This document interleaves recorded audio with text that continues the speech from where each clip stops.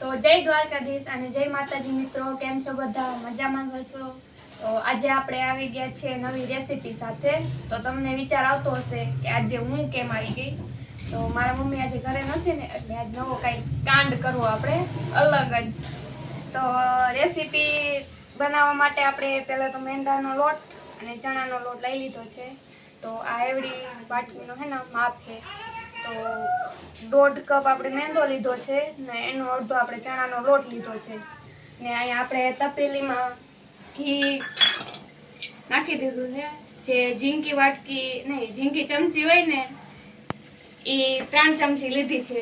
એટલે આપણે ગેસ ચાલુ કરી દઈશું અને ઘી ગરમ થવા દઈશું.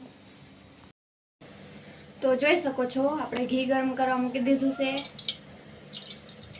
હવે જો ખરાબ બને તો મને કોઈ કહેજો નહીં કે આ ખરાબ બન્યું છે, કેમ કે હું આજે પહેલી વાર બનાવવા બેઠી છું. અને જો બગડે તો મારા મમ્મી તો મને પતાવી દેશે. તો આપણું ઘી ગરમ થઈ ગયું છે. અહીંયા તો આપણે એમાં ચણાનો લોટ ને મેંદાનો લોટ નાખી દઈશું.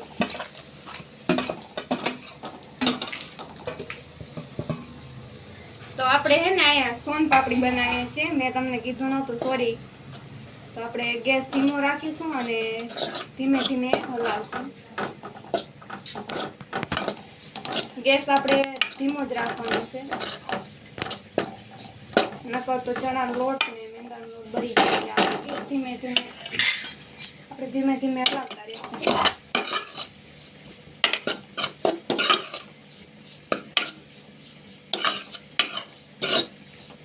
તો આપણે આને 10 મિનિટ જેવું હલાવતા રહીશું અને ગોલ્ડન બ્રાઉન થાય ત્યાં સુધી આપણે રાખીશું.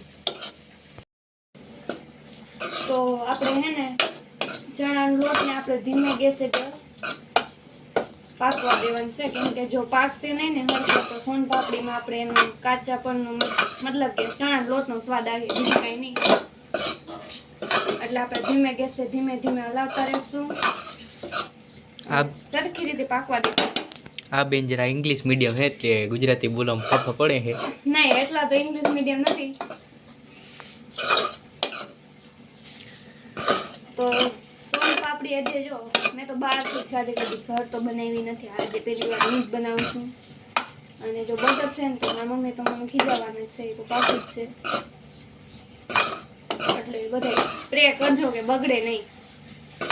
મને પાતાળમાં ટાંકી આવી એ તો પૂરું. તો જોઈ શકો છો મિત્રો, આપણે 5 મિનિટ તો થઈ ગઈ છે અને મેંદાનો લોટનો કલર પણ બદલી ગયો છે અને ચણાનો લોટનો પણ.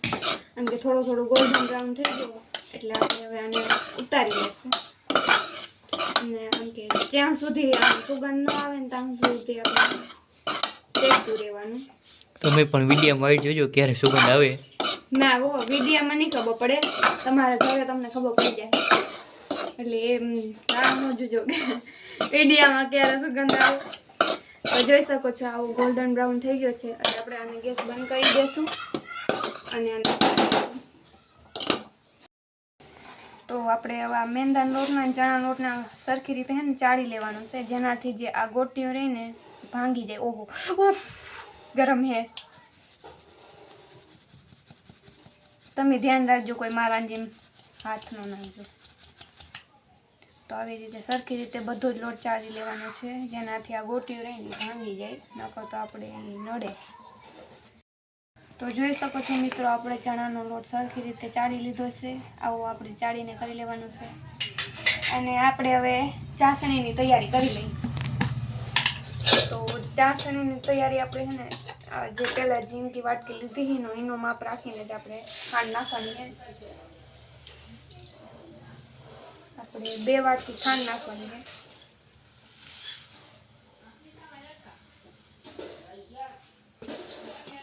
તો 2 વાટકી ખાંડ લઈ લીધી અને એમાં આપણે અડધી વાટકી પાણી નાખવાનું છે. અડધી જ વાટકી, બહુ જાજુ પાણી નથી નાખવાનું.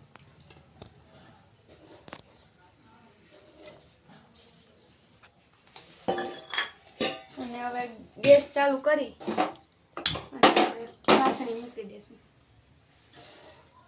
ખાલી 1 ચમચી જેટલો એમાં લીંબુનો રસ બહુ જાજો ન નાખવાનું, ખાલી એટલું 1 ચમચી જેટલો. ને ગેસ આપણે ધીમી જ રાખીશું. તો આપણે ચાસણી થવા મૂકી દીધી છે અને આપણે આને હલાવવાની નથી, ખાલી એમને મેં ખાંડને ઓગળવા દેવાની છે. ને આપણે 20-25 મિનિટ જેટલો રાહ જોશું, હલાવવાની નથી, એ ધ્યાન રાખજો. તો મિત્રો જોઈ શકો છો આપણી ચાસણી રેડી થઈ ગઈ છે. 20 મિનિટ તો પાકી થઈ જ ગઈ છે ને જ્યાં સુધી આવો કલર ન આવે ને ત્યાં સુધી આપણે પાકવા દેવાની છે. ને જોઈ શકો છો મેં આ વાટકામાં નાખીને ટ્રાય કરી હતી, આવી રીતે આમ ગોટીઓ બની જાય ત્યાં સુધી દેખાશે નહીં, થોડી કંઈ નાખી. અને આપણે આને ઠરવા દેવું 5 મિનિટ, તો હજી વધુ આમ કે કલર પકડી રહેશે મસ્ત સરસ. કરી દે ચાલુ.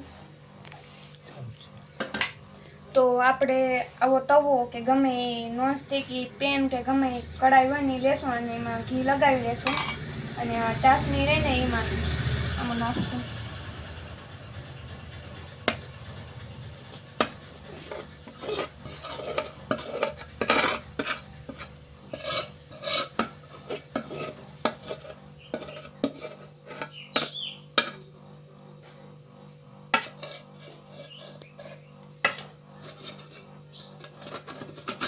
અને ઠરે નહીં ને ત્યાં સુધી આપણે રાહ જોવું.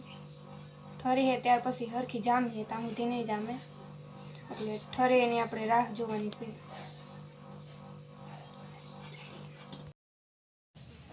તો જોઈ શકો છો આપણી ચાસણી આવી રીતના થઈ ગઈ છે. એટલે આ ચણાનો લોટ ને મેંદાનો લોટ રાખ્યો હતો ને એમાં આવી રીતે લોટ લગાવતો જવાનો.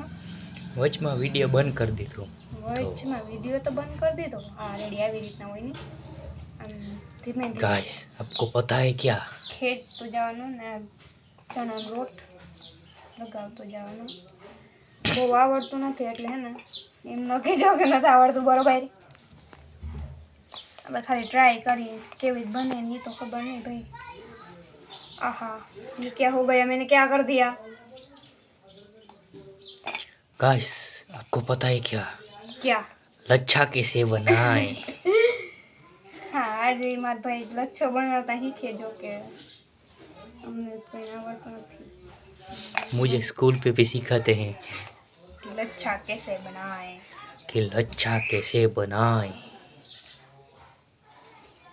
આવી રીતે ધીમે ધીમે ખેંચતા જાઓ ને આ ચણાનો લોટ છે ને એમ आपने तो हक्का नूडल बना दिया. તો જોઈ શકો છો મિત્રો આ આપણે સોન પાપડી હરખી આમ કે પરફેક્ટ રીતમાં શેપમાં આવવા માંડી છે. પહેલાં મને આશા નહોતી કે થાશે. ये आशा कौन है. એ આશા મતલબ કે આમ કે ઉમ્મીદ, બીજી કોઈ આશા નહીં. अच्छा તો ફાઇનલી મને એવું લાગે કે મારી મહેનત રંગ લાવી. રંગ તો બીજો તો નથી ખબર. પણ કાળો આવ્યો. काड़ो नहीं गोल्डन. हाँ गोल्डन, सोन पापड़ी गोल्डन होती है इसलिए गोल्डन आया है. मुझे तो ये नूडल्स लग रही है. तो कोई सोन पापड़ी જોઈ નહીં હોય તને નૂડલ્સ જ લાગે. हाँ हमने तो कभी देखी ना. નહીં દીખે ને इसलिए. તો આપણે આવી રીતે ધીમે ધીમે હે ને ચણાનો લોટ આમ ફેરવતા જશું. હવે થોડીક વાર તમે રાહ જોવો ત્યાં તો હું આને હેલ્પ કરાવું. હા નકો મારાથી એકલી નહીં થાહે નહીં. ખાતું છે. તો જોઈ શકો છો મિત્રો આમ કે થોડો થોડો સોન પાપડી જેવો શેપ આવી ગયો છે. એટલે આપણે હવે હે ને ચણાનો લોટ હતો ને આમ થોડો થોડો આમ ખખેરી નાખીએ. इसकी तो शकल और अकल दोनों बिगड़ गई. તું હે ને ખોટી આર્ગ્યુમેન્ટ ના કર્યો, માઇન્ડ મહેનત કરીને ખખેરી લે હું ને. હવે આપણે હે અને ઝીંકી એવડી વાટકીમાં આપણે ભરીને રાખી દેશું. હા રાખી દઈએ. જાડી મોટી હાવણી બની ગઈ વારવા માટે. આપણે હે ને આવી રીતે આ બધાને અલગ કરતા કરતા હે ને ભરી લેવાનું છે વાટકીમાં. આવી રીતે અમારા પાસે બહુ ઝીંકી વાટકી હતી નહીં એટલે વડી વાટકીમાં ભરી લીધું અને આમ થોડુંક થોડું દાબી દેવાનું છે. ને ઉપરથી આપણે થોડાક ડ્રાય ફ્રૂટ આવી રીતના એડ કરી દઈશું. ઓહો, તો આપણે બધી વાટકીમાં આવી રીતે કરી લેશું. તમે ચાહો તો આખા પણ નાખી શકો. હા, તો જોઈ શકો છો મિત્રો, આપણી સોનપાપડી બનીને તૈયાર થઈ ગઈ છે. અને આમાં મેં તો મોટી શેપ રાખી છે. જો તમારે નાની શેપ રાખવી હોય તો એ પણ કરી શકો છો. અને મેં આમાં બદામ જ છે ને, હા, બદામથી ગાર્નિશ કર્યું. જો તમારી પાસે પિસ્તા કે વગેરે વગેરે ગમે એ હોય એ પણ નાખી શકો છો. તો જોઈ શકો છો કેવી મસ્ત સોનપાપડી બનીને તૈયાર થઈ ગઈ છે. જો વિડીયો ગમે તો લાઈક, શેર અને સબસ્ક્રાઈબ જરૂર કરી દેજો. અને ફાઇનલી મારી મહેનત રંગ લાવી, નકર તો મારા મમ્મી મને દઈ નાખે. તો ફરી મળીશું બીજા વ્લોગમાં. જય દ્વારકાધીશ, જય માતાજી.